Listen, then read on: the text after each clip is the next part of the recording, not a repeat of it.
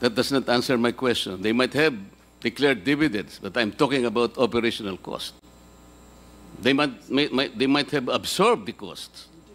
Do you have an idea as to how much they lose or they lost? Mr. Chair, they would have filed losses, but since they had unrestricted retained earnings, and from those unrestricted retained earnings were able to declare dividends, I would understand that they were able to cover their costs during that period where there was no reset.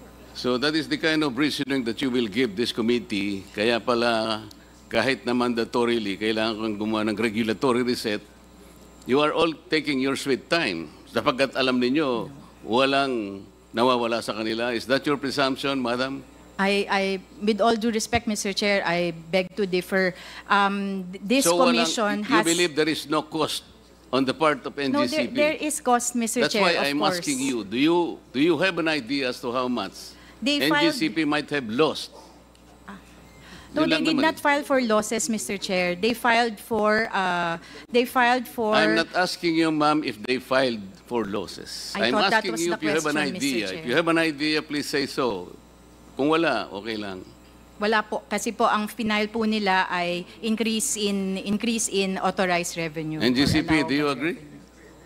Mr. Chair, with all due respect to Attorney Mona, what we filed for was correct, but that is because it represents an under-recovery on the part of NGCP. How much was the amount of under-recovery? For, I think, our fourth regulatory period, we claimed for, applied for an under-recovery of 200 billion pesos. 200 billion pesos? Yes, sir, because as you already mentioned, the last regulatory period approved by the ERC was conducted in, regulatory approval was conducted in 2009 for the period ending 2015.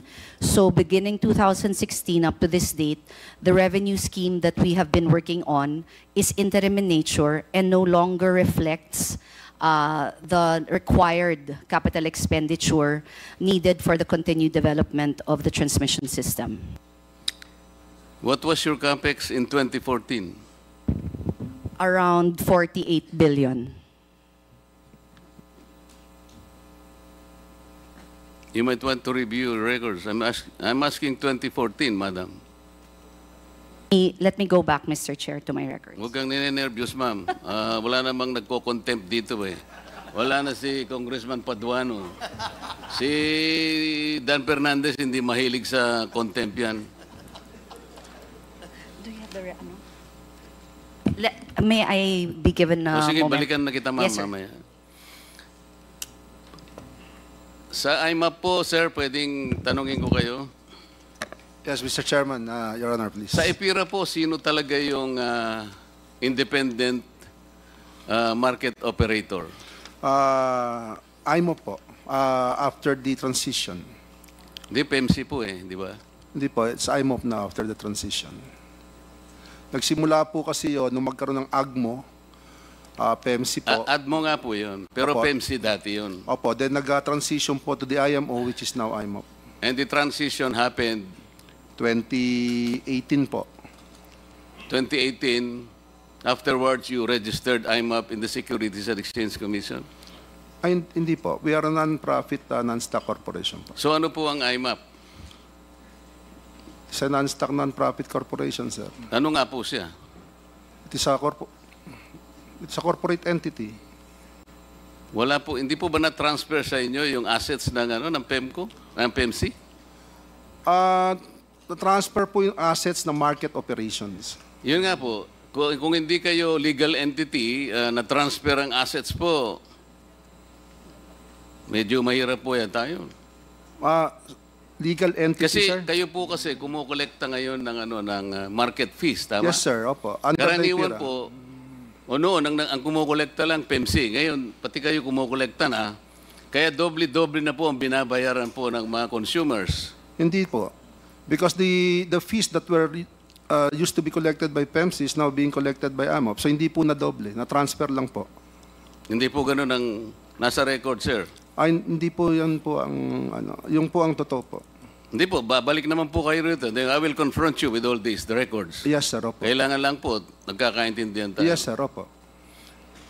Ang sabi po ninyo, kaya kayo nandyan because kayo ang, ewan ko, non-profit. Pero, di ba ang inyo pong,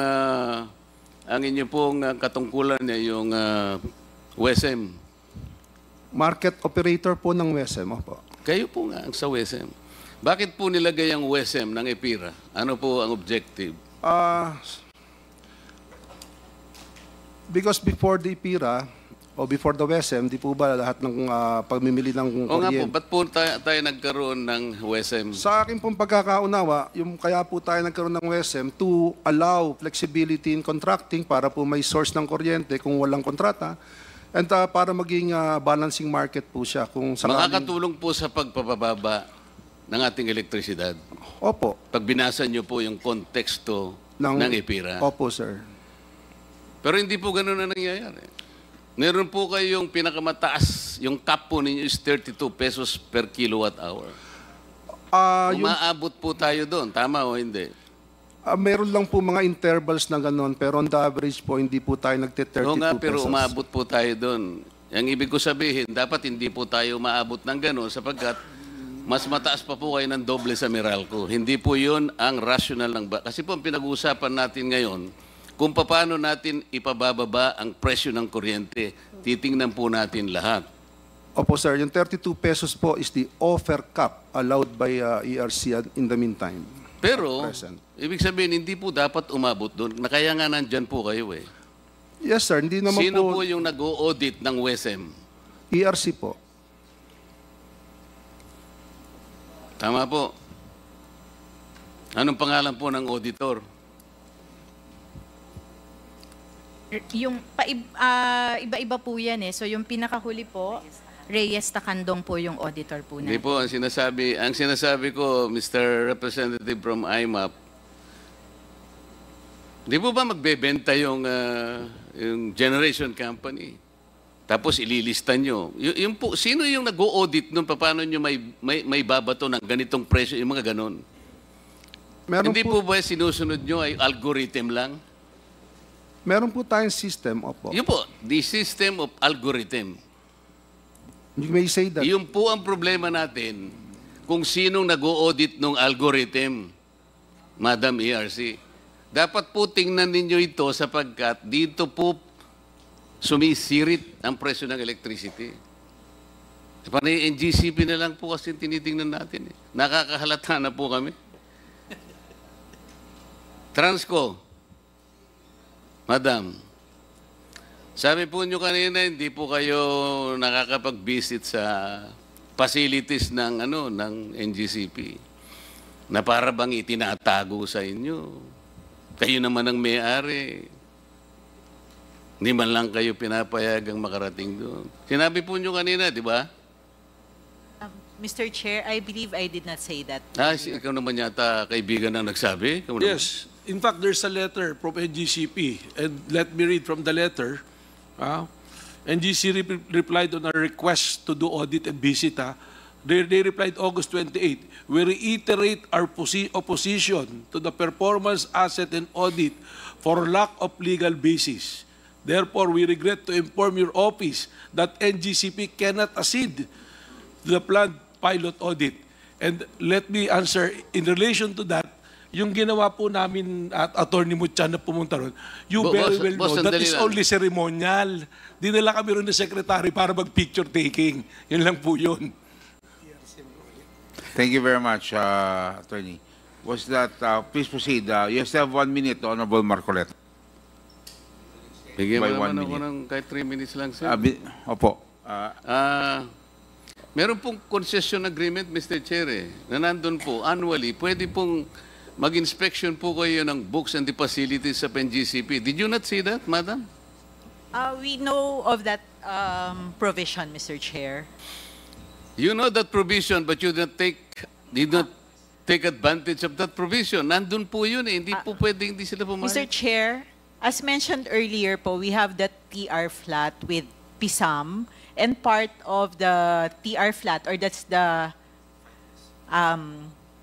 transmission regulatory, yung TRFLA stand for several areas. So, We